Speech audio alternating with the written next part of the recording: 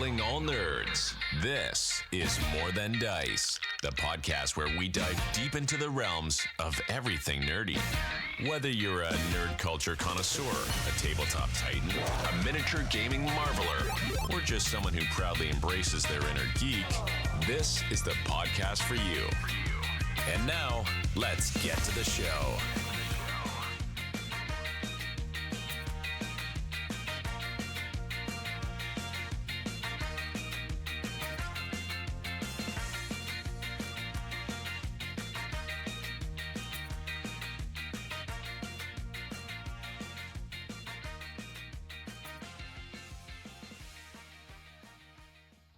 And welcome to another episode of More Than Dice. I'm Gonzo. I'm Mizzy. I'm Nessie. Welcome to episode 378. We are going to be talking about sci-fi mini games because we had a discussion last time about a few things and it brought this up. But before we get to all the cool podcast stuff, let's go ahead and thank all of our sponsors. We want to thank Tabletop Armory, makers of cool tabletop stuff, travel boxes, paint holders, bot holders, you name it. They've got all that stuff. Go over and check them out. Hopefully the links will start popping up in chat so you can go see that. And of course, our 90-second ad break is coming up. We want to thank Turbo Dork for sponsoring the channel and providing all the cool paints. They've started showing off some of the new stuff, and so we will start seeing all of that. We want to thank Eldrick Foundry for, of course, sponsoring us and being really, really cool for making your own miniature. Make sure you go check them out. We want to thank Interstellar Games. Make sure you go check them out and click the link in the channels and click the link in in Facebook and go check them out and get all your Warcrow and Infinity stuff from them. That'll help them out a ton. Other than that, I think that was about it. Did I get everybody? I think so. Yeah. Pretty sure. Pretty sure. Other than that, guys, we really appreciate you listening. Appreciate you watching. I don't believe we have any shout outs this week that I can think of. No, I don't believe so. No. I don't think so either. So let's go and get to the drink part. Mizzy, what are you drinking tonight? Sparkling ice lifesaver strawberry. Nessie? I got a Diet Pepsi here somewhere. Oh, here it is.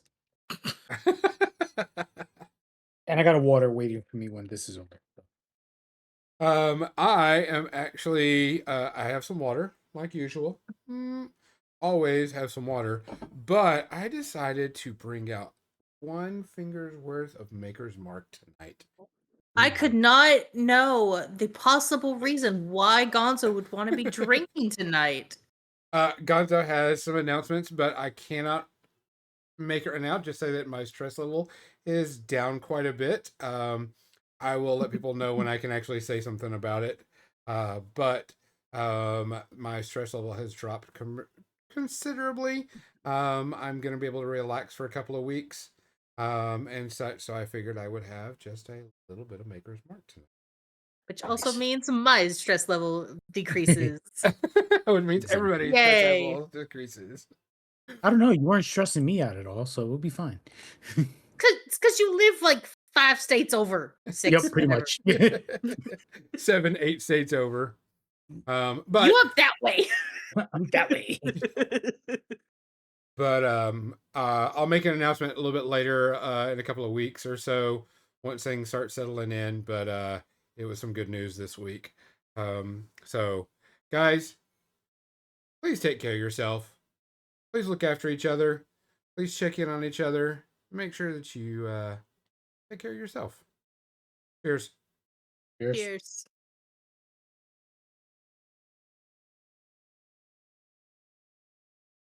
Damn, Maker's Mark is good. So it's strawberry water. So it's strawberry water. That's okay. To get to the show and talk about this is typically we're not sci-fi gaming players.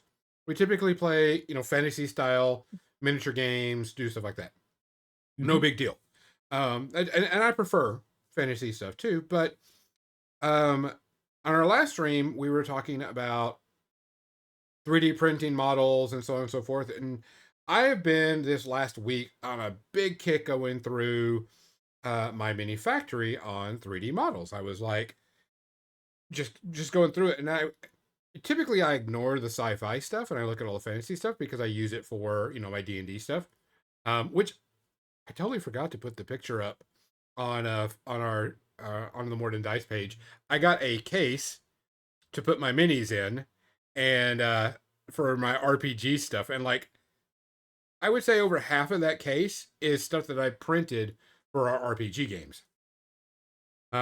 And so I was like, man, it's all fantasy stuff. And Nestor and Mizzy and I were in our chat and we were talking about sci-fi stuff and sci-fi games.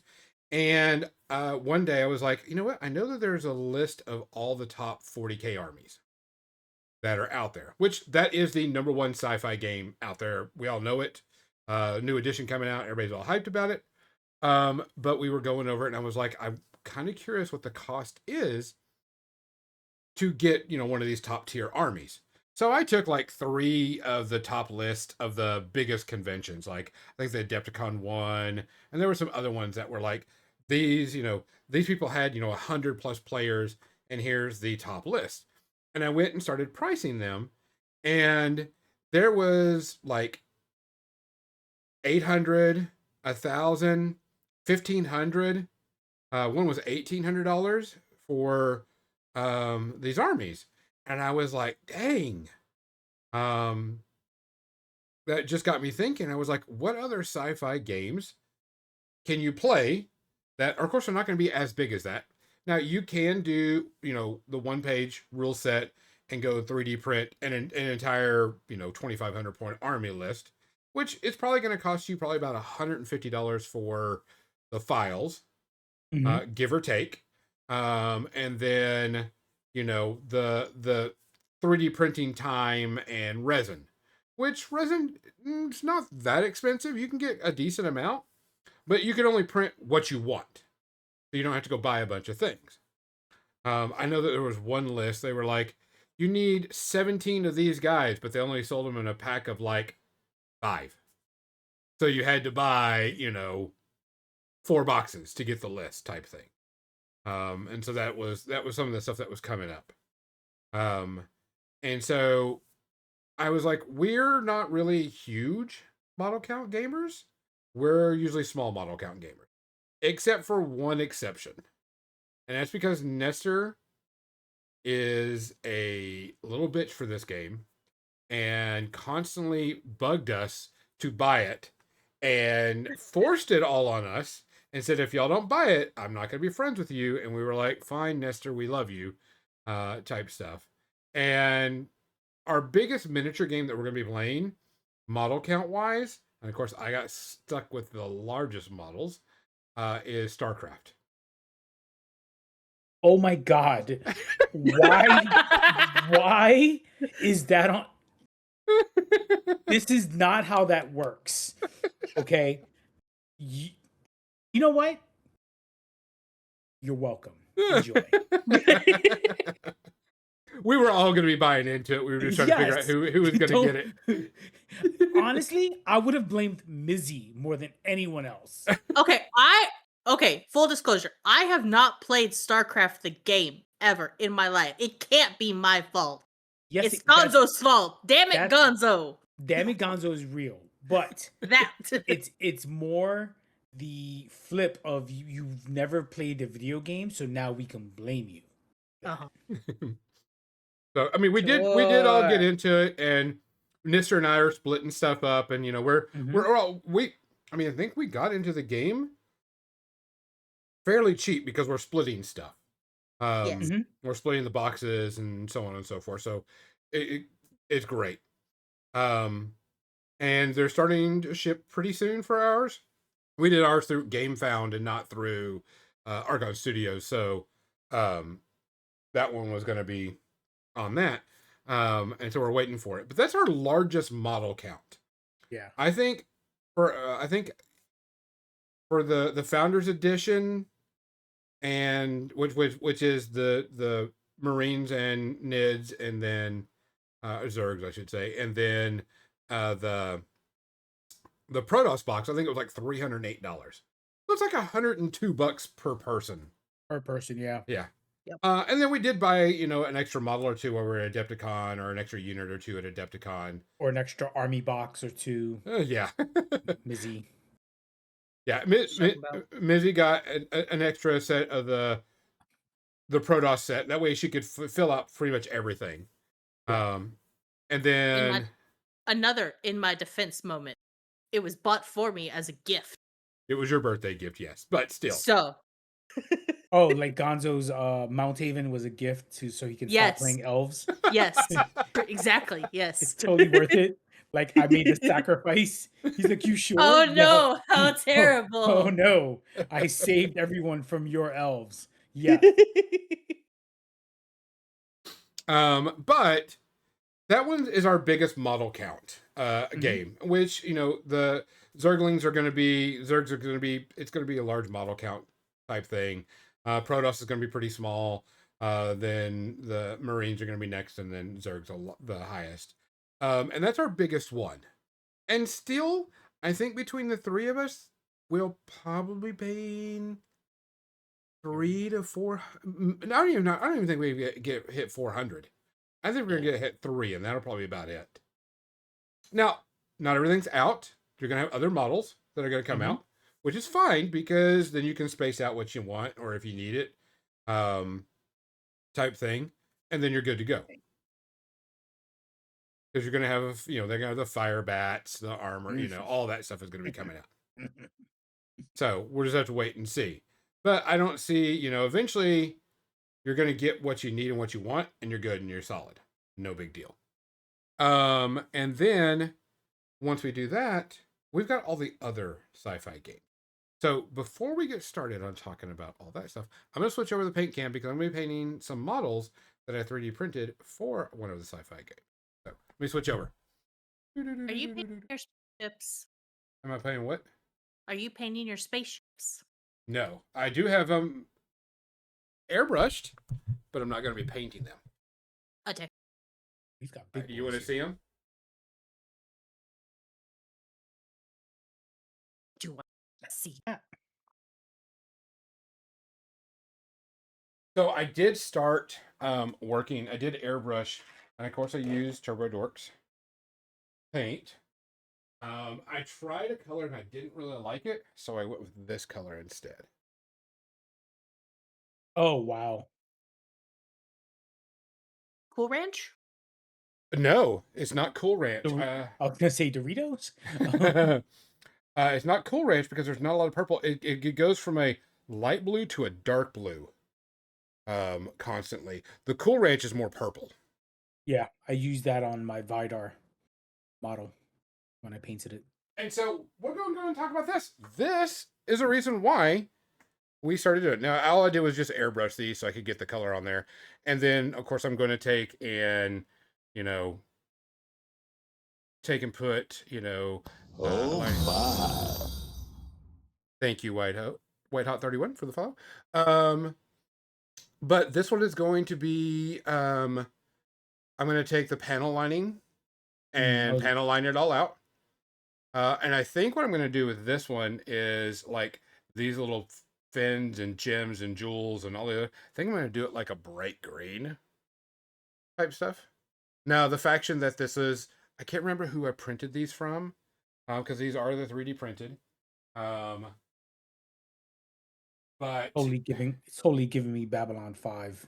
Oh yeah. Feels.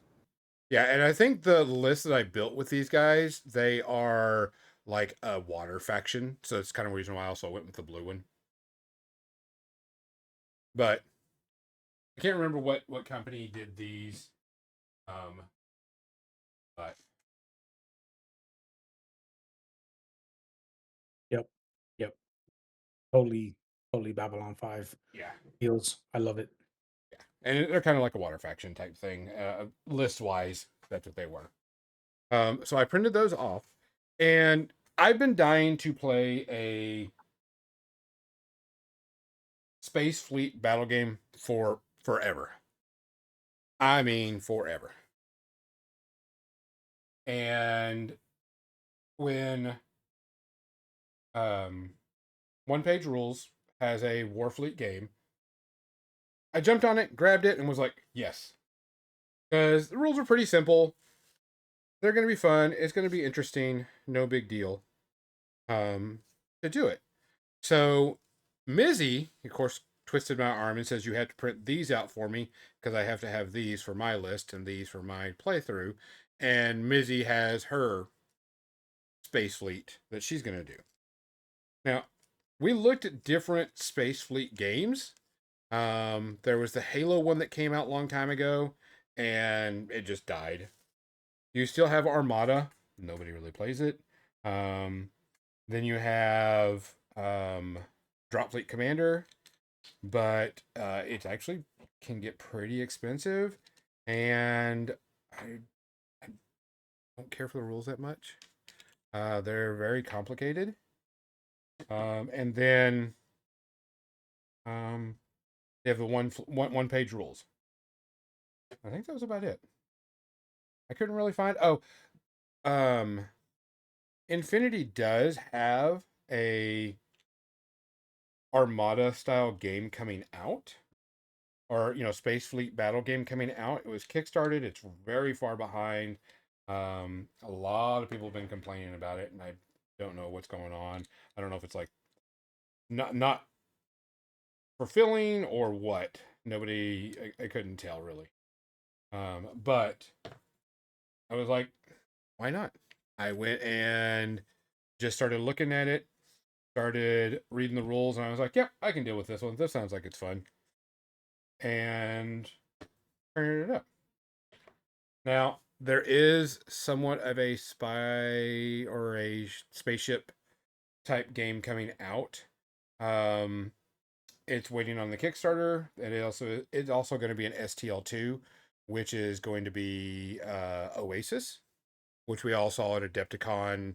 But it's not just Space Fleet. It is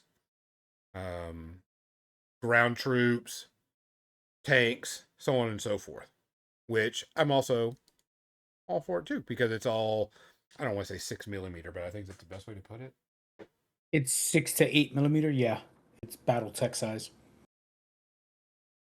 So, and that's kind of where we went with that. And that's kind of what got started on the kick of what other sci-fi games can we choose that we play? And we actually play some already. We just didn't really say anything about it, or just didn't even think about it. And the biggest one, and Nestor got us into it, and yes, this did Nestor get us into it, because he made us stop over and do a demo of it, was Steel Rift. Yeah, that one I will take complete responsibility for. So go ahead and talk about Steel Rift while I get some paint shaken up, because I'm also painting up some cool little knights for a other game. So go ahead. Nice. So Steel Rift, just like Oasis, 6 8mm BattleTech size, and was created by Ash Barker of Guerrilla Miniatures and Death Ray Designs, which are good friends of mine. And they've been working on it, I think, for like the past, I think from 2022. So over 4 or 5 years. And they've been doing really well with it. And they just launched the new rulebook. They were doing small, like almost, I think I want to say like 24-page rulebooks, maybe even 30-page. And now they put all the rulebooks in together, updated it, and have even done STLs, which you get on My Mini Factory as well, which is really cool. But it is miniature agnostic, which I forgot so many times. But you can use BattleTech miniatures. I guess heavy gear could even be. I don't know what the size of heavy gear mechs are, but as long as they fit, you could say, hey, this is a medium size with 2 lasers or 2 auto cannons or whatever. But they even have the base conversion where you can put the BattleTech miniatures on the Steel Rift bases on their website. So it's pretty cool. That And is very handy. yeah, considering how many BattleTech miniatures I have, that would come in handy sometimes. So, but I Well, do like the miniatures for Steel Rift. I was gonna Um, say, but why would you reuse what you have when you can have more? yes, I'm guilty of buying the STLs for the starter box, and I might wait until they do the Cerebus gang, or like I like to call the Zaku's, uh, um, because I have that. I have God, I have the units for that. I have the starter box. I have the light ultra light heavies. I'm all good on those. I'll buy those any day. And print them out. Sure, why not? Um, but yeah, Steel Rift is a lot of fun and it's quick too. It's not. It really that is a real beer and pretzel game. Like it's easy. It's one of those easy to learn, hard to master. Yeah, Like when we were at Adepticon, I was like, okay, I really need to do a demo of this because we've been talking about it, and you've been saying, hey, go do it, and I'm like, okay. So I went to go do the demo, and I think Mizzy and I got it in like the first like 10 seconds of doing it. yeah, Yeah, that's a It fair was statement. yeah, it was super easy, super quick. Um, the guy was like, y'all know how to do demos. I was like, oh yeah, we've done this before. But it was very easy to grasp. Um, the demo books, um, what was it? What was the other one? The starter set was like $40, hmm so it was very simple. Art of Michael, any mech games with Eldritch alien factions for those of us less interested in robots? You say that, and I'm going to bring that up in just a little bit.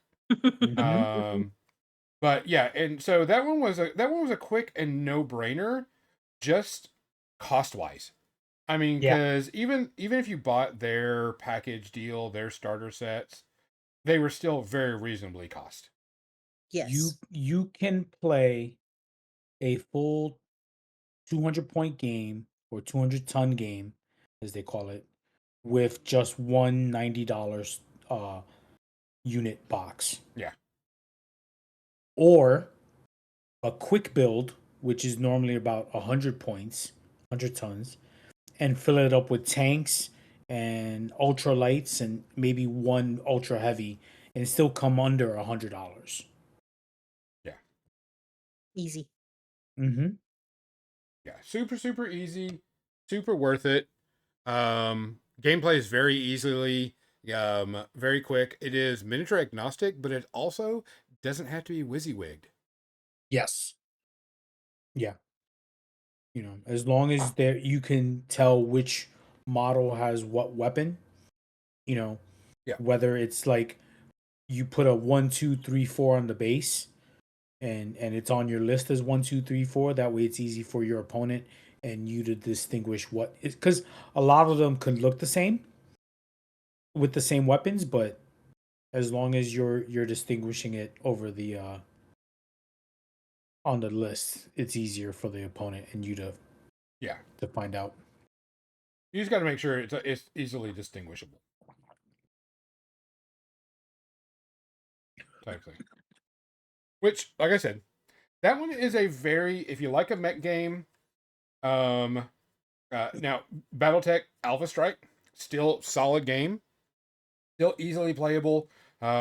Not too expensive. You could get a little overboard on it because there are 50 billion mechs in Mech Warrior, and you As I could look get as I look to the side of my table with all, with my Mech Warrior yeah. boxes. That was the one army I could not put in my case. I was like, I just got too many mechs. And they're small too, so Yeah, I can just imagine how many you have. yeah. Gonzo So went on a little bit of a spree, yeah, that and one. we'll Yeah, leave it at that. yeah. I mean, I still have from the Mercenaries Kickstarter like 9 or 10 small boxes, and if with 4 mechs each, so that's 40 easy. Oh yeah. not to mention some that are still put away, like my entire clan wolf, my uh, wolves, dragoons, and such, and that's another 30 per army. So yeah. You can get pretty big and pretty disgusting on it. Mm-hmm. And easily too, because you're like, oh, I need this variant of this one type thing. Like the Urbies. Yep. You need a whole Irby army that everybody likes to do. How many Urbies you got? 30. All of them. All of them. And that's another easy. I mean, Alpha Strike is very simple. Proof is I took and taught Mizzy how to do it. I think we played what? We 2 games? played one game, and I went to a tournament. All of 1 game of Alpha Strike. Everything was fine. I wasn't nervous at all. But I no, would. Oh that was a god. great experience. Overall, really. Everybody that was there were super welcoming, a lot of fun, Did you and get how it many was just a great rounds? day. How many rounds was that tournament? 3 or 4, but I got to Yeah. buy the last round. Oh, okay. But that's pretty good. You got to get at least 3 or 4 games in, right? So on top of that, that's what Yeah. tournaments are great for sometimes. Like they're just there to help you learn the rules some more and some tactics. Yep. Yeah, that one was a ton of fun. But that's also it is another mech game. Mhm. Shocker, surprising. Not really. It's still a good game. No issues with BattleTech. Very solid. I like the Alpha Strike version over the hardcore rules. Just because I get to play quicker and easier and more. More minis. So not a big deal there. Another one that came up, and this is what kind of started the conversation, is what I'm painting right now. So the biggest issue I have with a lot of space games is, of course, 40K. Everybody wants to play 2,500 points. Sure, no problem. You can play 2,500 points, because that's what all tournaments are played. But the cost to play at 2,500 points, I can't do anymore. Also, I can't do it because I don't also want to play for 5 hours type thing. Mm-hmm. I want to play, an hour or 2. I'm okay with that. Beyond that, we need to, we need to have a conversation. We need to talk about it and set up a date for that. Now, if we can do like 2 games in like 4 hours, okay, sure. Like a best 2 out of 3 type thing. Cool. I'm cool with that. That's something that we could, we can go over. And so and this goes back to the old World Beyond Brawl. They were doing, it's all 1-page rule stuff, and I was like, cool. Trying to find some sci-fi stuff. I was like, I really didn't care for a lot of the sci-fi things, although we do have Warzone, which we haven't tested out yet. We do have some Warzone models that we could do some testing with, with the 1-page rules, no problem, or just the original Warzone rules, which is still a good game. And so that was that one.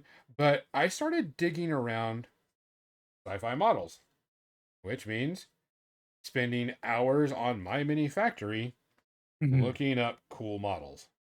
And we found a set of models that were really cool, but I was trying to find a way to do it super, super, super cheap.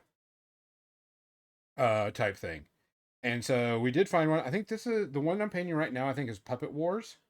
And it's $12 for an entire unit with different heads, different arms, different weapons, banners, heavy weapons, all that type of stuff. So it was, you printed what you wanted out of this, and I think it was like $12.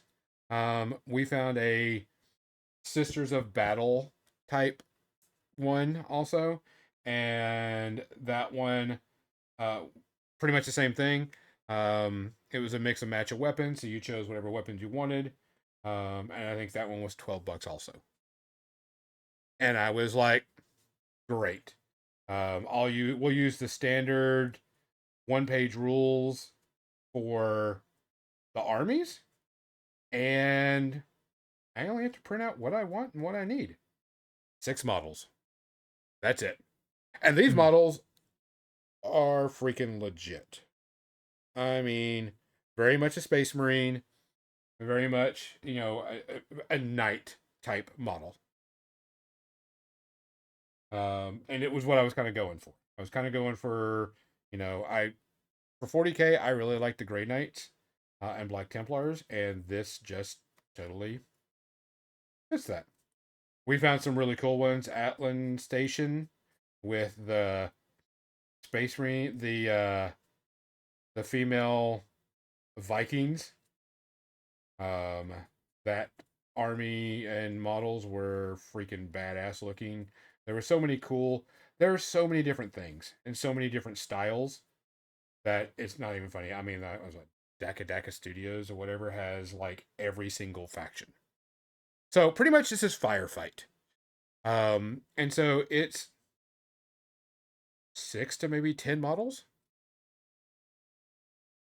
to play the game. And it's, sci-fi.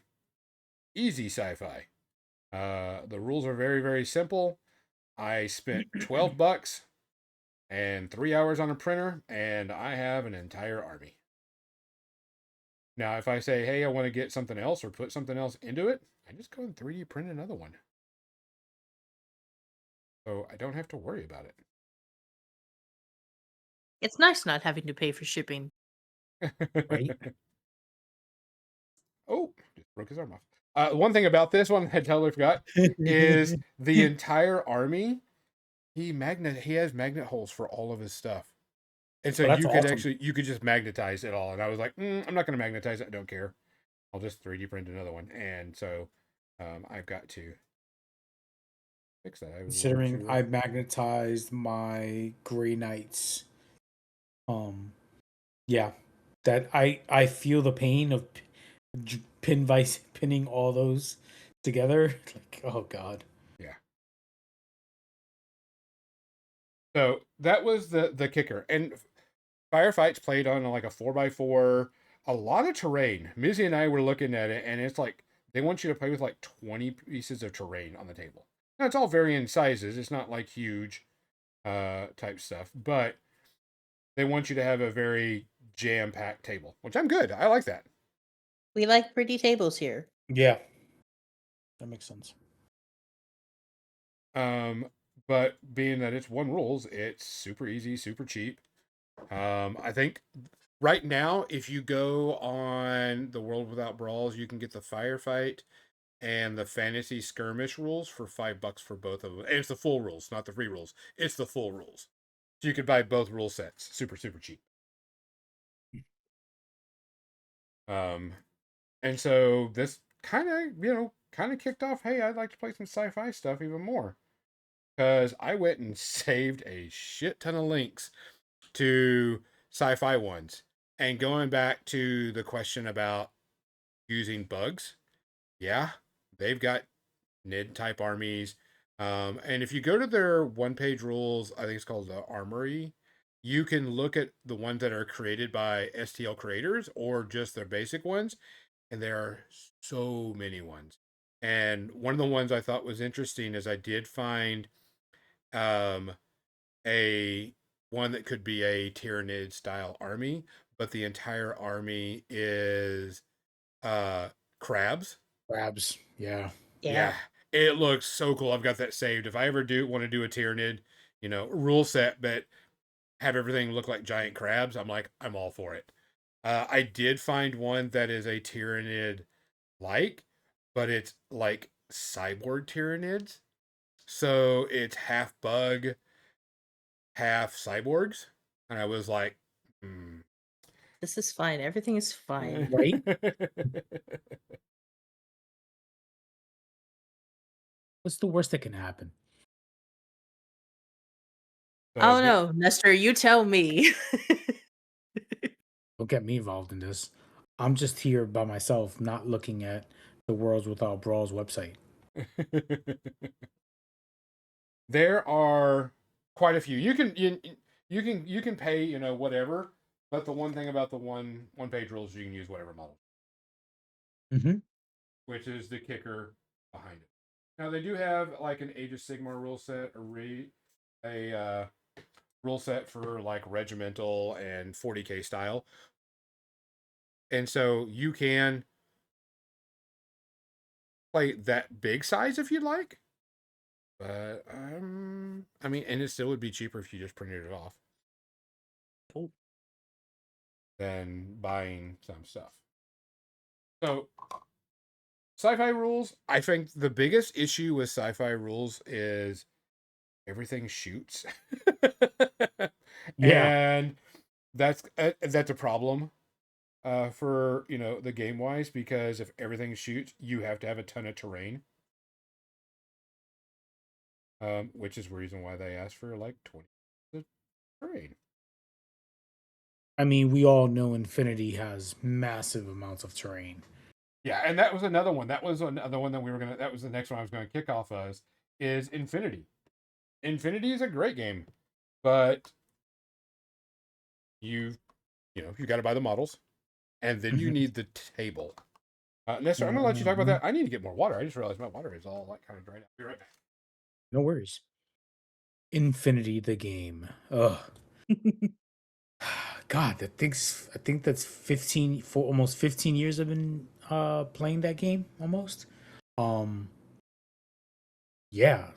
Wow. Miniatures metal, so that's another issue a lot of people tend to have. It's like, "Oh, I don't like metal models." They are the best metal models to date in terms So of detail and price. I am one of those people. I don't like working with metal models. However, the Nuns with Guns Bakunin guys, I'm here for. And I will Yep. tolerate dealing with metal models because I Yep. want to play them. Yeah, they're one of the best models in general. Like even the older things back in 2014 when I started um really playing the game was legit. Like they were hard to put together and eventually they got better and better and better and better. And I want to say that they're at the age of their models because while yes, they're still metal, they're still very detailed. Um there is model creep, right? Since they've gone from green stuff sculpting to computer sculpting, but I really enjoy their models. But the gameplay is awesome. It's great. You're never sitting down waiting for your turn. One of their catchphrases is it's always your turn because you can react. Yep. But an entry point is fairly inexpensive compared to and again, we're using the golden standard of Warhammer 40K. Great game, lots of fun, great lore, super expensive to get into to play at a competitive level. Infinity, you're spending 25% of what you spend on a Warhammer 40K army, if not less, because if depending on what you and again, depending on what you like. But because they'll say, "Oh, well, you like a unit of Riot Girls." Yeah, Riot Girls come in a box and that's it. You're done. Oh, you like a Bakunin, moderators. Yeah, cool. You buy the box of moderators and you're done. You don't need to buy multiple units. Now they'll come like a special weapon and such, but you don't have to go down that rabbit hole of I need 5 boxes at $60 a pop just to make one unit. Yep. Because it also has a very low model count of no more than 15. And 15 is peak point scrounging.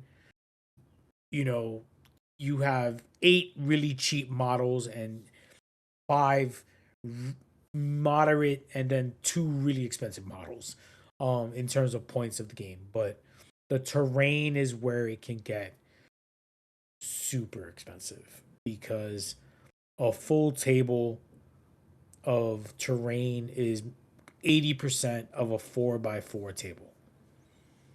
And you can, yes, you can buy their cardboard terrain that they make, and but that's still about $100 of terrain that, and that's cardboard, and yes, it's pre-colored, and yes, it looks good on a table. But then if you really want the really nice table from Warsenal, you're spending $500. Tables can get up there if you want a nice looking table. But it's so worth it. I'm not But gonna. but they're It's gorgeous, they're and we are gorgeous, suckers. and then you get people that make their tables.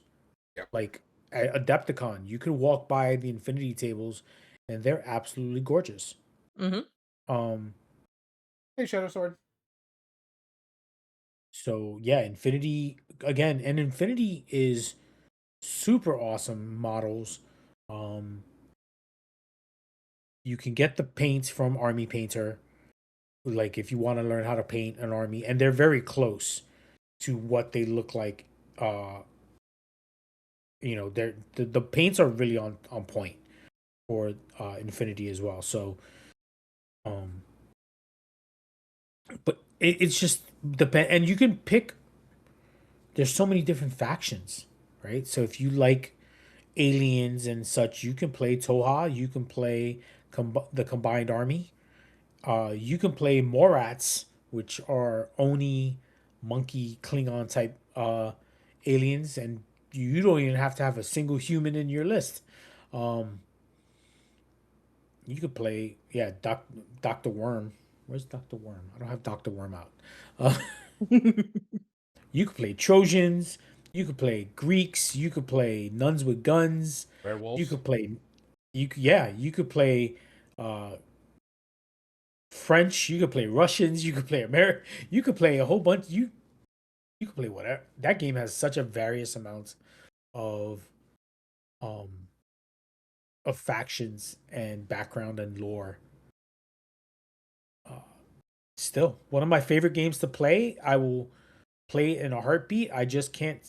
But it is a long game. Uh, I think 2 hours is the average round. Um, and if you're playing against a really good player, you will be done in under 2 hours. But tournaments can go a while. But casually, a lot of fun. I would play it in a heartbeat.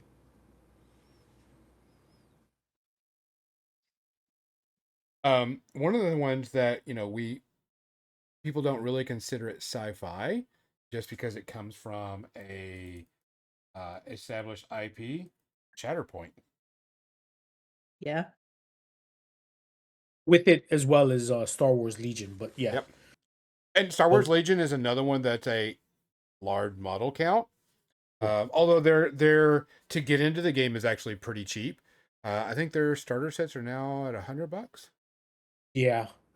And you can play the skirmish level, which is like 1,000 points. Yep. And you'll be under maybe 30, 40 models.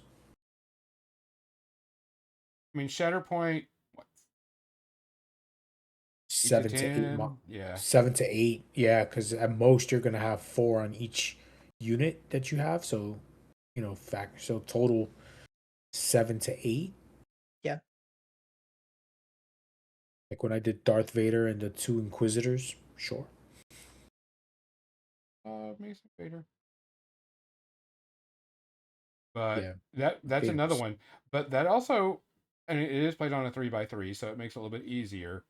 But you do have to have a good amount of terrain for that.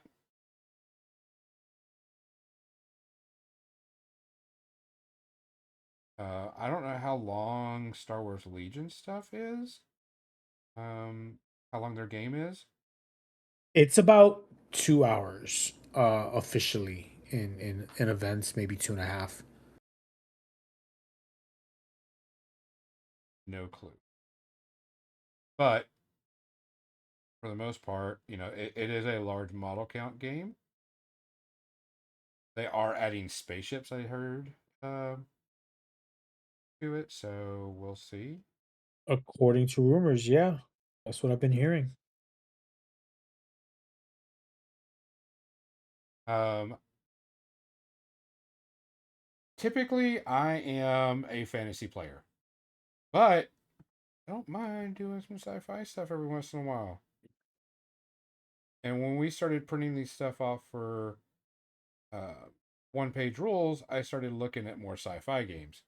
I'm very interested in Oasis because it is a large-scale battle, but not a huge model count game, if that's the best way to put it. Yeah. Art Michael, Conflict 47, which is moving a bit further from the historical side of things. I haven't seen Conflict 47. I heard of it, but I haven't seen much on it. I've seen it. I mean, we did have one of the ones that was very similar to it, which was Dusk. Dusk, Okay. yeah. But I'm not. I don't know the rules of Conflict. I just know I've seen some of the miniatures, and I know they just released a new starter set come out, and it's sci-fi. But it's like alternate history sci-fi, if I'm correct. Yeah. So Warlord Games attached to Bolt Action. yes. Okay. That was another sci-fi game.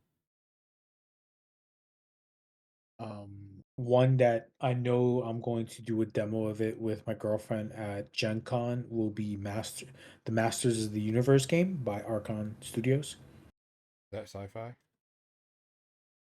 It's He-Man and magic, and there's a guy called Man at Arms who magically creates weapons out of nowhere.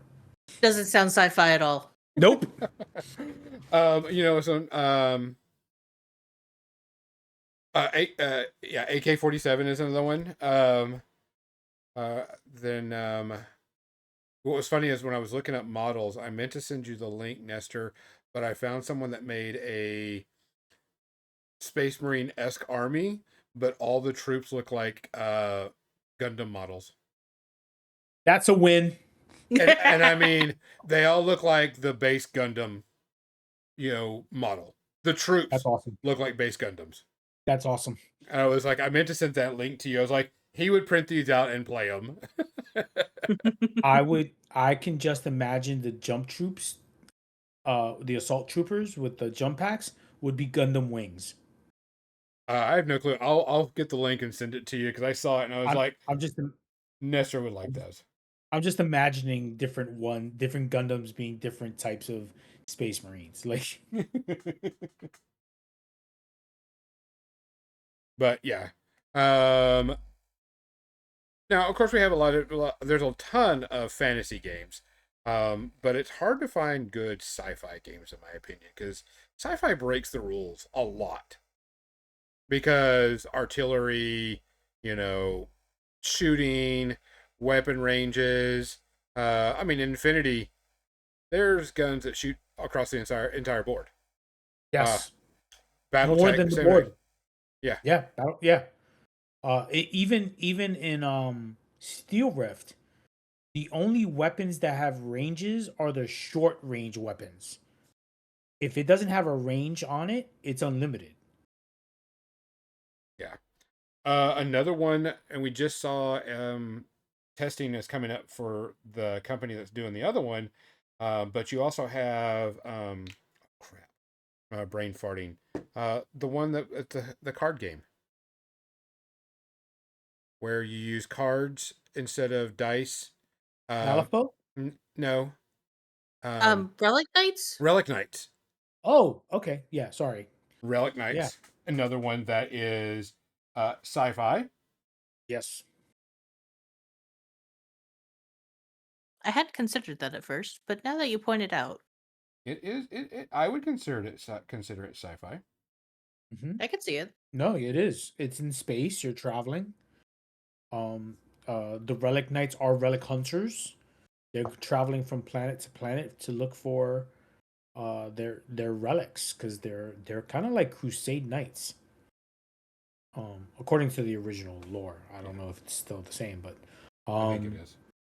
Gundam Assemble, that's coming out. Yep, we got that coming out in a few months. That's somewhat sci-fi, I think. Yeah. Yep, I wouldn't say somewhat. That is sci-fi. Yes, it's more stompy robots. That's what I do. Yeah, it is more stompy robots, but yes. We're shocked, Nestor, You know what? I am too. as the looming pile of 80 gajillion Gundams look down on you. As I look over and I can't not find a Gundam box. As I look down and there's a Gundam wing on my floor. Like They see you. they judge me. But you've I've got to seen- have the one thing that when I was looking at stuff is terrain.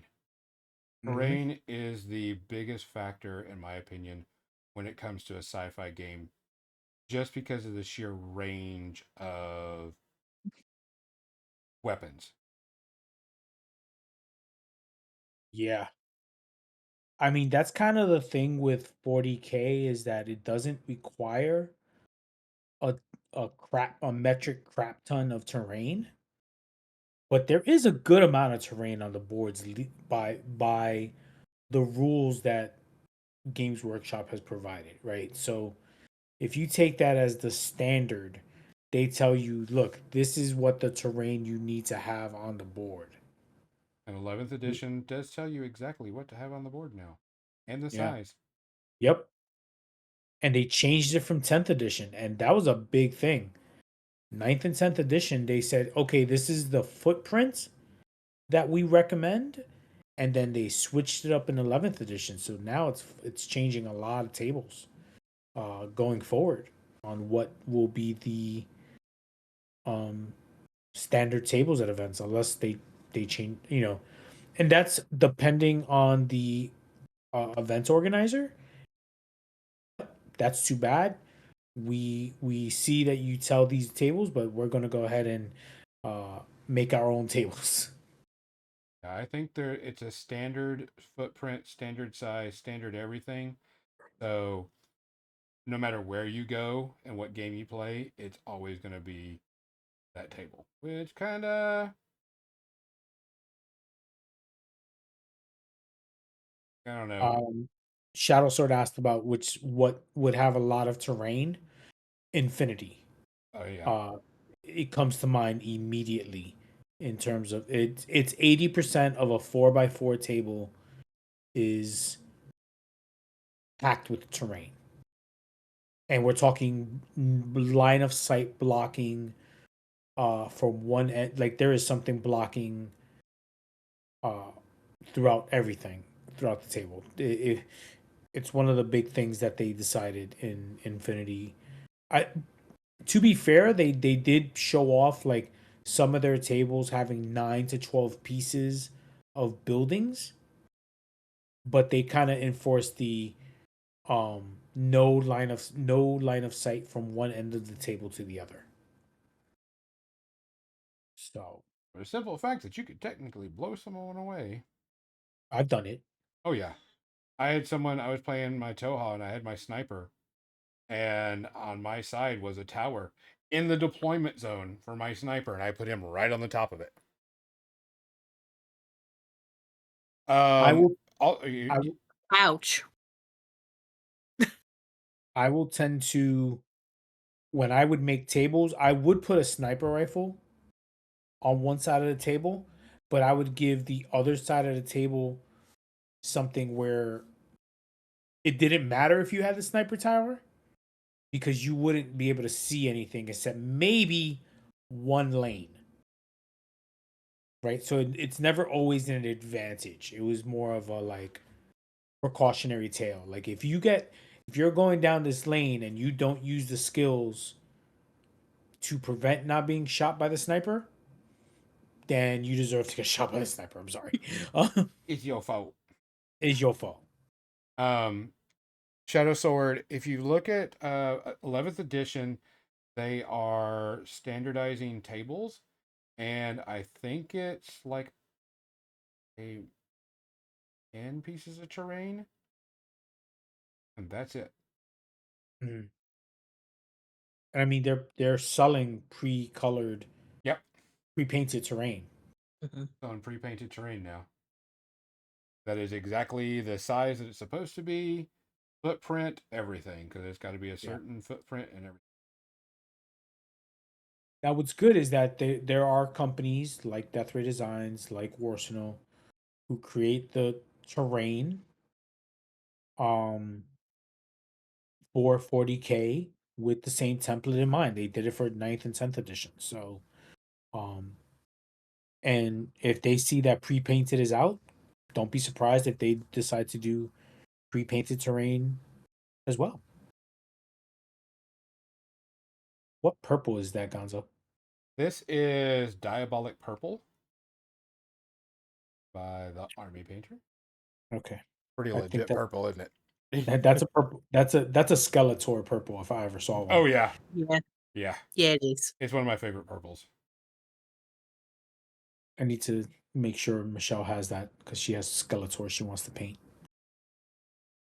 Didn't she buy like 5 different purples at Adepticon Which is just for her why, Skeletor? yes, yes. But I'm also looking forward to because she wanted to do the demo of Masters of the Universe and just time was flying by at Adepticon. But at Gen Con we have a couple of days where I'm not teaching until the evening. Thursday and Friday I'm not teaching until the evening, so uh it'll be the one, and I have a demo of Gundam Assemble Thursday morning, so we can do uh, Masters of the Universe. And Tipsword's girlfriend also said, told Tipsword she wanted to try that, or he said he wanted to see if she could try it. So we're trying to get them both to try it, so we can. So what I'm hearing are the nerd men are trying to shove the nerd women folk into more nerdiness. Because they already are nerdy. Yes, that's correct. Yes. So my nerdy woman Graduation level. Here we go. she's already graduated in malediction, where to the point she's like, are they going to have this game at Gen Con? I don't know if she was planning on going to Gen Con to smash everyone to bits with her army, or if she just was casually looking to play, but she doesn't do really casual games. No, she does not. So I can see her playing at Adepticon next year, just in an event, just to get her feet wet. She gonna be dressed as a Viking and smashing everybody's face in. Yep. And I'm gonna be here for it. Yep. Like we're gonna stop by. She's gonna have a battle axe on the table, and everyone's gonna look at the battle axe and think about their next move. Yes. You won. He conceded. What? He quit. Oh. Okay. That's been happening a lot, huh? Yeah. Well, I know Gen Con will have malediction event. Yes. But she is also working a very heavy schedule with me. So Such a Saturday. slave driver, you damn. Yeah, for Gen Con, yes. Yeah. See, for Gen Con, I don't get a choice to say, oh, I would like this day off so I can play games. They just It's they book me and my schedule and that's it. So I can tell them, hey, I would like to have this class at this time, but they don't ask you, oh, what days can't you teach? I can do that on my own, to be fair. I could have said, I don't want to teach on Thursday. I'm teaching all my classes Friday, Saturday, and Sunday. It's all right. It's all good. But I definitely have. Well, I already have StarCraft by then, hopefully. So Yeah. and yeah, it should be shipping pretty soon. yep, I know a lot of people were kind of upset at UK Game Expo. They were selling it at UK Game Expo again. again, but Yep. they're like, oh, that should be stuff they should be shipping, but that's separate from. Yep. Yeah, they're not selling stuff that should be shipping. That's stuff they made extra so they could sell at UK Game Expo. And they're not. They could sell whatever the hell they want. Like, Wasn't a Kickstarter. Pre-order. yeah, it was a pre-order, and they're delayed because of boxing or like Yeah, I think I it's think packaging. it's packaging, right? And that was the delay, and I'm okay with that because look, I'm still getting my Protoss and my Terrain at some point. Because ordered that separate, and then I'll get my Terrans and when that comes in. So That comes in, we'll put it all off. yep. Everybody with all their stuff. No, quite a few of our locals in my area are looking forward to StarCraft, which I thought Yeah. was very interesting that they were. Yep. Same here.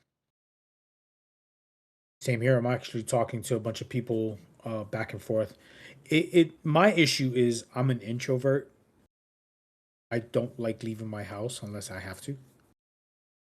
What do we think about that as a paint scheme? That's a very nice paint. It's very Emperor's Children. I Yeah. love that purple.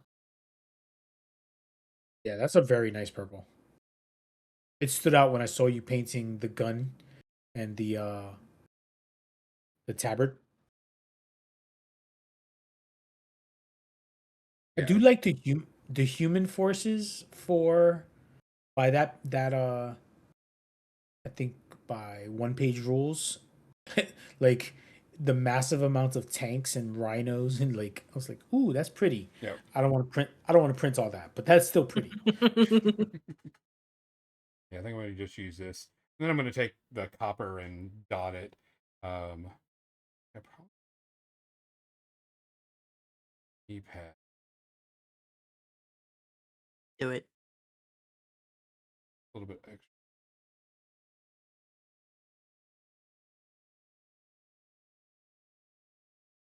But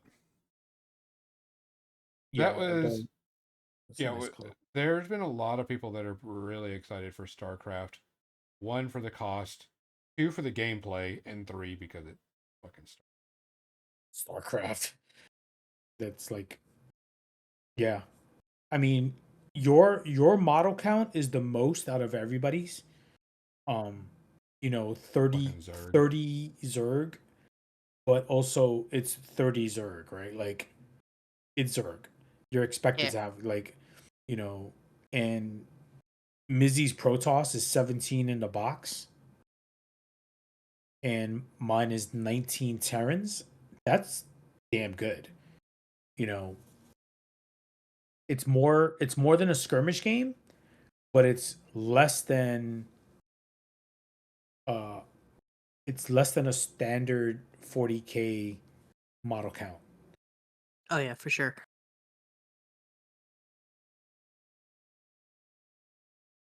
Because I even like if that I did not intentionally, but also intentionally pick the smallest model count. Yeah, because you Mhm. don't put your entire army on the board. You've got no, the you resources. You got to get things out, type stuff. yeah. Yeah. But I think what is it? The starter boxes are like 1,000 crystals or Yeah. Yeah, that whatever. sounds right. So it's like two starter boxes is 2,000, and I think the standard game it's either 1,000 or 2,000. But 2000. like, yeah. But again, you build up to that, and even then, if you double the now one of them is the leader, so you're not gonna use 2 Kerrigans or 2 Rainers or but Yeah. so you're probably adding like a Sentinel or a Goliath or a Ravager or something, but to fill in those points, right? Those crystals, but still a lot of fun. Hell yeah. Oh, Hydralisk, right? Hydralisk is the. Yeah, Hydralisk is the other. Did you pick that up as well, Gonzo, at I Adepticon? picked up a Hydralisk because I only wanted one, One unit of that for now, and then I picked up another unit of Tyranids, or unit of Zergs. I don't know. Mm. Another unit of Yeah. Zergs, because I mean, Get your IP right, Gonzo. Damn. another unit of Zergs, um, because that's kind of the staple of the army. Yeah. I picked up a unit of Terrans and the Stalker, not the Goliath. Sorry. And Zeratul because I knew I was gonna get the Protoss because I love Protoss, but I was like, and it would give me a good reason to build another army for demo purposes. Yeah, demo purposes. Yeah, Demo. Sure. Demo purposes. Whatever lies you got to tell yourself to sleep at night, Nestor. I did not want to go and get another Zerg. I didn't want to get Zerg yet. I might in the future because they're cool. But I didn't want to do when I saw 30 the count of 30 bugs, I was like, hell no.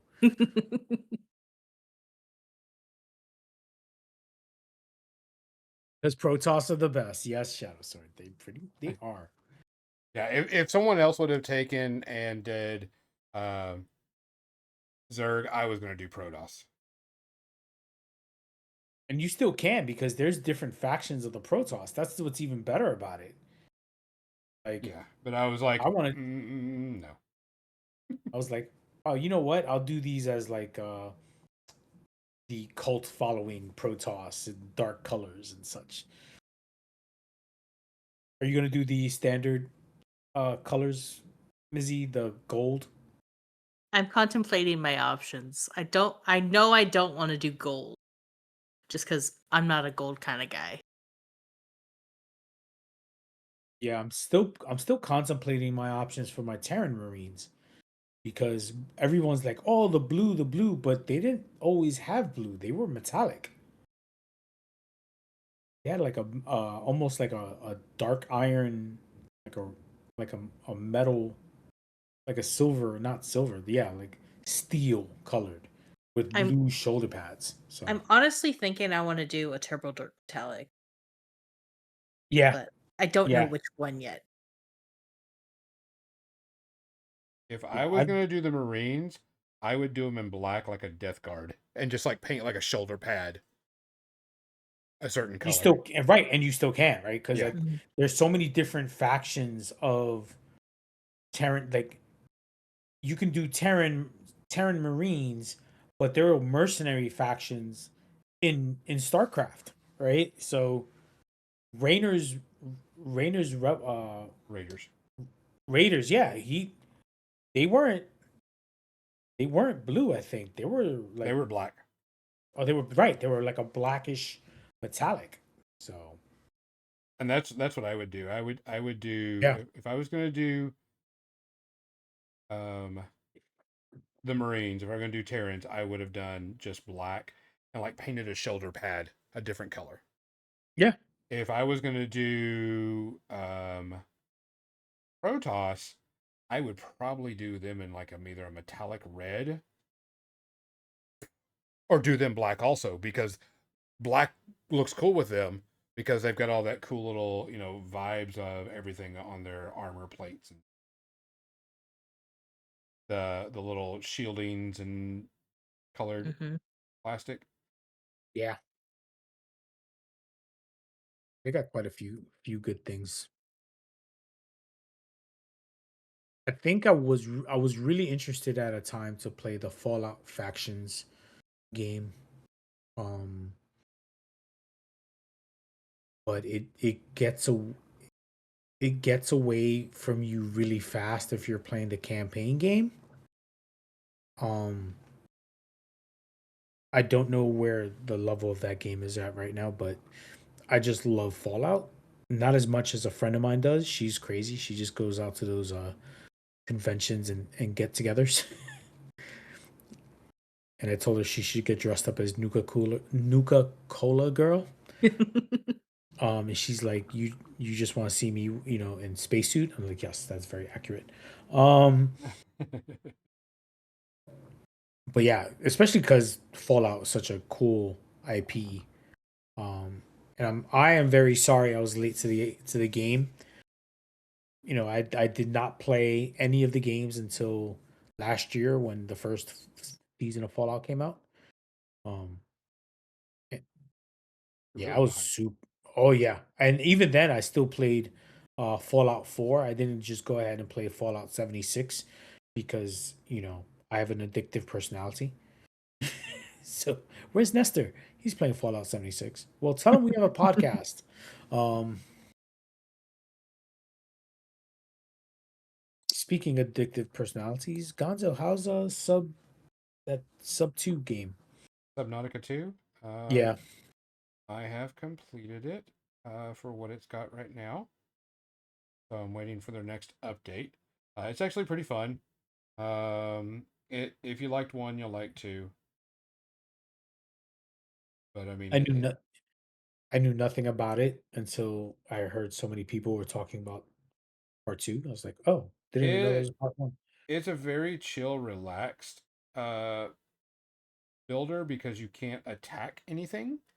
You can't destroy. You can't like attack fish or destroy fish with guns or whatever. So you have to kind of like live in harmony with them or use like the sonic resonator to push them around. So, and Is then there like a is there like a Cthulhu type creature in it? right now we only have the collector, and it's like a leviathan. Yeah, and it'll eat you quite quickly. Oh, Yes. nice. I actually, uh, so there is a thing to do in the game where you have to scan it so you can get a thing on it and get a bio enhancement for your character. And so I was like, shit, I'm gonna die a couple of times with this one. So I run up to it, throw my tadpole machine at it, and then go to, so it'll probably attack that first. Nah, it said screw that and just grabbed me and chomped me in one bite. I was like, I'm done. That's too funny. But eventually I got it and got the thing going, so it was there. But I mean, it's good. It's fun. Just gotta wait for the expansion, or for them to. It's an early access. So you have to wait for everything to come out. So I'm just waiting for their next drop type stuff. So other than that, I'm trying to find a game to play for like the next 2 weeks. Got it. Did try another game out just recently, and I didn't like it, so I got a refund for it and bought another one. So I'm playing Conan Exiles because that one, I could do that for quite a while because I love me survival gaming. I think the last game I played on my computer was Space Marine 2. Really? Yeah. It's just it's fun to when I was working a lot of overtime and working in Brooklyn and staying in Brooklyn, I would come home and play Destiny 2 a lot. They're shutting that down. Um yeah, I was kind of upset about that. It's such a fun game. Uh I enjoyed Destiny. It was a lot of fun. Um Especially the cutscenes. Uh, but that's Bungie and Blizzard have that thing where I really enjoy the cutscenes or like the cinematics, and then you get to play the game, and you're like, ugh, so turned off. Like, god damn it. Um, so I can't complain. I'm busy enough, building Gundams and painting miniatures and such that I can only do so many things at the same time. So with the kid going away to college, who knows? You might have time to hang out with the rest of us. Right? You can Yeah. play Pirates with Mizzy. Yeah, Speaking of pirates, Mizzy, did you convince Gonzo to print that pirate that I sent you? I did not. Okay. I am refraining for now, but I may have it as a saved link. It's like, I'll put this on the It's side. So I was going through all the stuff that I was wanting to order pretty soon, and I'm like, I don't need it right now, and it can wait. There are other priorities, but at the same That's time, it's real. It's there. it's where I'm at with like um my scions and like the cavalry and like I have not ordered them and they just came out and I could get them uh and some other things, but I'm kind of focusing on just getting stuff ready for Gen Con Mhm. and I have to do it. Like June 1st is tomorrow. That means I have 2 months before Gen Con is officially started in my Yeah. books. So um and then on top of that, my daughter's graduating and there's just so June flies by. The next thing you know, there's just July, and I don't have a Yep. lot of time in July, so I have to, as much as I would love to, uh, you know, get print. I'm still gonna be printing and whatever, but I just gotta wait. Which we haven't done like any media in a while because we've been busy with other things. But we did have some shows that we watched this week. Mm-hmm. Before we get to the one that Mizzy and I watched, I have That been I can't fully talk about that one because I need to go back and rewatch it. well. You can talk about what But you've watched, and we'll just go from there. we will get to that, yes. And we'll get to the reason why I need to rewatch it as well. So I am watching The Testaments on Hulu. The Testaments is the sequel to The Handmaid's Tale, and it's about the children and Gilead and everything else. And it's an equivalent sequel type thing. And man, does that show make me rage! But it is so good. They do a lot of um, telling how things happened and how things worked and what happened and how things went down. So you're getting a lot of good backstory. And you're feeling for some characters because you know eventually what's going to happen and such. And I'm watching this and I'm just like so rage filled at this show. I'm like, but this is such good television. I almost binged the entire season one. It did get renewed for season two. I hope they don't let it linger and hold it and keep going because the story should and will end. We just got to know when. But it is very good acting, very good stories, but it is very rage inducing. So, fair warning um, on that type thing. But this last week, or this week, I should say, um, show came on Amazon, and I was like, "Oh shit! Totally forgot that it was coming out. I need to watch it." So, um, got some good news. So I was like, "I'm gonna sit here and binge the entire thing, pretty much."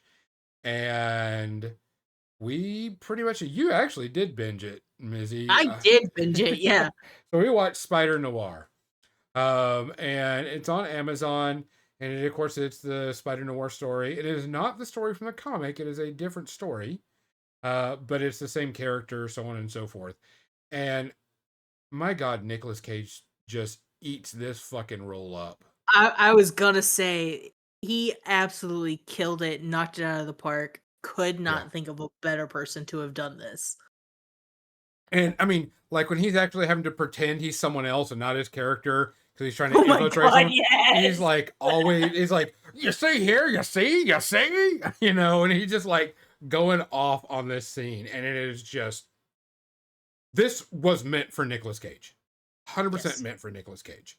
This 100%, and I'm pretty sure the reason why it all went through and why this all got done was because he did the voice for Into the Spider-Verse, Mm-hmm. for Spider Noir there, and that's how it all got kicked off. But I mean, it's what, 8 episodes, Yeah, it's 8 episodes. and it's got good pacing. There's only like one episode that I thought was like got a little slow, but it was telling a little bit more story and a little bit more history. So I was, whatever. You normally will get that in a season. Yeah, There's normally one where it's like But I get it. Yeah, and you get it, and you know it. It still wasn't that bad though. No, I it think I know wasn't. which one. It was fine. Yeah, It, it it was an wasn't bad. appropriate amount of storytelling. Yeah. But I did watch it in color because I wanted to see it in color because they did some extra brightening effects and did a bunch of stuff like that for the show. And I was like, I want that. And I'm going to tell you, they filmed it like a noir series. You know, the angles and the camera, you know, things and the way things were filmed, 100% per the time. Um, Not all fight scenes were like, you know, modern days. They were like, you would see the fight scenes, it would be the shadows on the wall type thing. Mhm. So it was 100%. They killed it. Sets, voices, acting, color, everything. Character wise, 100%, you know, Great Depression noir type, you know, gumshoe Spider Man. And it was fabulous. I'm gonna tell you right now, it gave me 0 space herpes for this one. This one was Yeah. great. Mizzy, go ahead. What were you gonna say about it, though? I also watched it in color, but that was technically not my choice. I was watching it with somebody else because they needed to see the costumes, and so the entire time we're watching it, I'm like, but I really want to see this in black and white because I can see how they shot things, and just that style for me is just gorgeous. Yeah, And something that I also want to see in the black and white is I want to see where my brain can pick out, oh, this is where they could do pops of color. You know? Like what is it? Help me out here, guys. It's that movie. It's got Bruce Willis. Sin City. Sin City. Yes, Yeah. thank you. Yeah. I want to see that treatment. I think when people talk noir, I think Sin City, Mhm. and that's why. And that's gonna be. I will watch. I will probably watch the show probably after we get off the air, because but like you, I'll probably watch it in black and white, and I'm so compelled I might watch it in color, but I need to see it in, because it's Spider-Man noir. Like, I need to see it in black and white. yeah, Yes. yeah. So- And the action scenes were really good. Um, the lines. He's got a smart mouth like Spider-Man's supposed to have a smart mouth. Mm-hmm. He's a cocky little turd. I mean, it was great. I was completely happy with it. 100%, yeah. Nice. Nestor, did you watch anything? I know you I did. watched I watched a few things. I watched The Burrows on Netflix. I watched that too. That was a lot of fun. You know, considering I'm not that age of a retirement age, but I was like, I was kind of hitting too close to home. I was like, I'm not far from this. If Sophie so feels to drop my ass in Boca, it's a wrap. And I looked over to her and I was like, don't do this to me. I want you to know. You know what's She's funny like, is no. someone asked me to kind of describe the Burrows, and I said Stranger Things in the retirement age. It is. It really is. It's a lot of fun. Um, I want to say Alfred Molina, but it's Yeah. not Alfred Molina. It is. Yeah. He's always been a great actor for me, especially before, like, and as Dr. Octopus. But Oh, then yeah. you see him. You know, he was in the Monday. He plays the doctor in a couple where he's like just ripping into other surgeons and what they did wrong.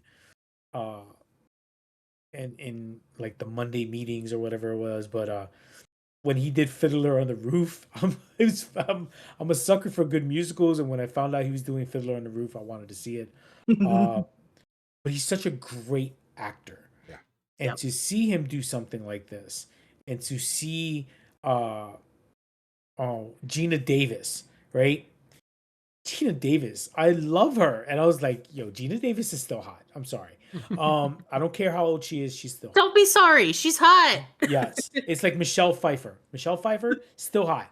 I was like, Gina Davis, hot.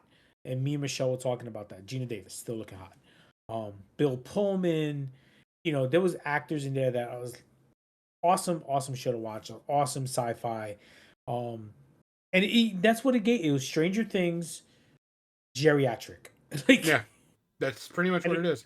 and it's the Duffer Brothers were the executive producers, and the writers, and they're talking. I'm hoping it gets a season 2. It already has been renewed. Oh, good. But season 1 was great, right? Had they left it at season 1 the way it was, I would have been okay with it. Yeah, it did get renewed for season 2 already. Yeah, I can't think of anything except that Gina Davis is a cougar, and I'm okay with that. I don't think any of us have any arguments about Yeah, that. her smile, like she can smile and say, Nestor, I think you should run somebody over with your car. Yes, Gina, whatever you want, Gina. You got it. And Michelle's like, no, we can't do that. Think about that. She's like, okay. Yeah. Yeah, I think I would only give it a 1 space herpy because there are some things I was like, really, we're doing this? Like, Yeah. It felt like Cocoon. Yeah. I was old enough to remember Cocoon. Yeah, there's a couple of that. Yeah. Yeah, but there's other parts where like it's not Cocoon. It's not. It's very scary. There's some parts where it's very scary. So, yeah. That's what I did watch Deli Boys season 2. If you haven't watched Deli Boys season 1, go watch it. They're like 30-minute episodes. It's about some Pakistani guys that are running a drug cartel, but they've never run a drug cartel before, and their auntie is helping them do it. And Nestor, I'm going to pre-warn you, you're going to love Auntie, and you're going to be like, oh, damn. And the fact that there is a character named Auntie is enough. Yeah. Well, it's their auntie, and she is a badass mobster bitch. It's the best thing to do it. I've seen the previews of this, and I am very intrigued. Go watch it. The thing is, it's only, I think it's like 8 episodes in season 1 and 6 in season 2, and it's pretty funny. They're 30-minute episodes. They're really quick and really easy. And it's kind of funny. You're like, yes, yeah, these are the biggest and stupidest idiots in the world trying to run a drug ring. I hope it gets to season 3, and it could be 6 episodes, and I'll be fine. Just don't take 3 years to get it out. Wait, like some shows. Is this where one of them has to do like an arranged marriage? Yes. I've heard about this. I need to find out. Yeah. Okay, we're good. Yeah, it's on Disney because it's part of Hulu. But yeah, it's pretty hilarious. Yeah, That's he gets awesome. an arranged marriage with a girl that does nothing but anime cosplay. That's awesome. An Indian girl that does anime cosplay. That's awesome. That's so cool. So I liked it. I thought it was fun. It's super quick and easy. I mean, 30-minute shows, good to go. Hardcore. Yep. Can't handle it. So, Nestor, Miz, you got anything else you watched this week? No. Widow's Bay on Apple TV. Heard about It that. is Stephen Kingish. So, but it's also like I feel like it has one long story, but every episode it is a different play on your classic horror show or classic horror movie. The Haunted Hotel, The Killer Clown, The Fog That Brings Out Zombies, Sea Hags, or sea hags that once they bite you, you're marked and they can find you anywhere. The Cursed Town, and it's very Stephen Kingish, but it's got humor into it. So it's on Apple TV. It's a lot of fun. So definitely recommended. I think the only thing is, I feel like some of the episodes are just they're long without telling you much in some of the story. And I think they're playing the long game with the story, but the next Wednesday is the end of the episodes, so that it's limited, so it's not getting a season 2. So that's the other thing. Yeah, it's good. Yeah, one space RP. It's not cheesy to the point where you're just like, oh god, why am I watching this? Um, but there's parts where you're just like, oh hell no, run, run. Um, I do have one more thing that I Okay. saw. Cool. We Bury the Dead with Daisy Ridley.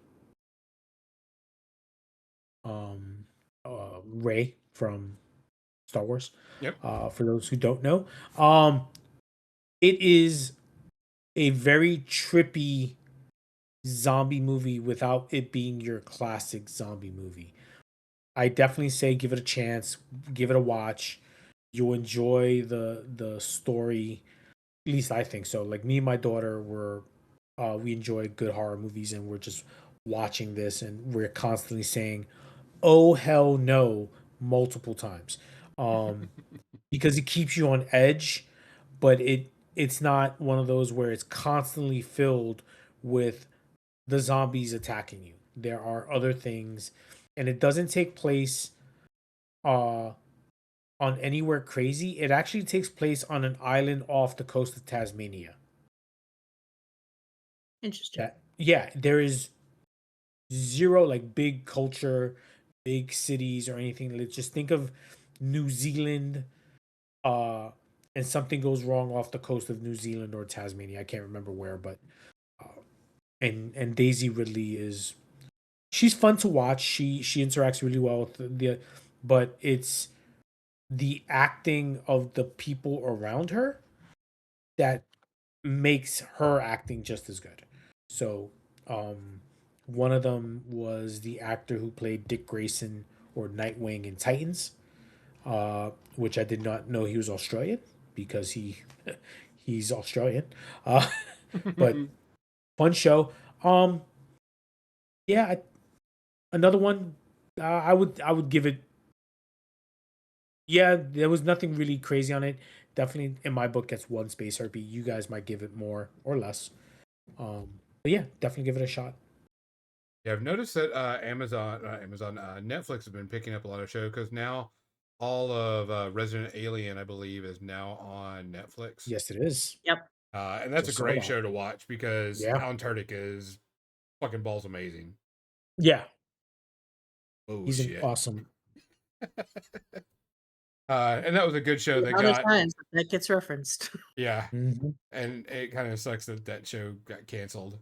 But I'm glad they I would- ended. They got a chance to end it, and not just let it Right. hang, type thing. What else? There hasn't been a whole lot that I've been watching. I've been busy with other things that came up. You know of anything else? I don't. No, I didn't think. Oh, actually, we were in an ad break, so if you were had that, you got to do it. Other than that, you'll hear some more news from us on other projects coming up. Which, by the way, we did get our Song of the Dormant box in, and we will be putting that together. Mizzy and I will be doing the campaign. We'll be doing a video on it and taking pictures. She's got her models. I've got my models. My models are primed, just waiting to be painted. And it's probably going to be almost pretty much the exact same paint scheme that I've got for these Marines because I'm going to be doing a purple cloaks and purple stuff because that purple is just freaking amazing. But I'm going to be doing a dark feudum type thing while Mizzy does her demons. Because he wants to hurt me with my favorite color. Oh wow. Damn. So, Damn. guys, we appreciate y'all listening. We appreciate you watching. Make sure you check us out on all the platforms. Make sure check out our sponsors and go get things from them and such, and tell them that we sent you. And that way, they know that they're out there. For More Than Dice, I'm Gonzo. I'm busy. I'm Nessie. Good night, everyone. Night. Night night. Thanks for listening to More Than Dice, making the world a better, nerdier place, one dumb joke at a time. Be sure to subscribe wherever you heard this podcast so you never miss a future episode. For more nerdy action or to connect with your hosts, check them out on Facebook.com/morethandice and Twitch.tv/more_than_dice. Until next time, stay nerdy, stay proud, and we'll see you soon on the More Than Dice podcast.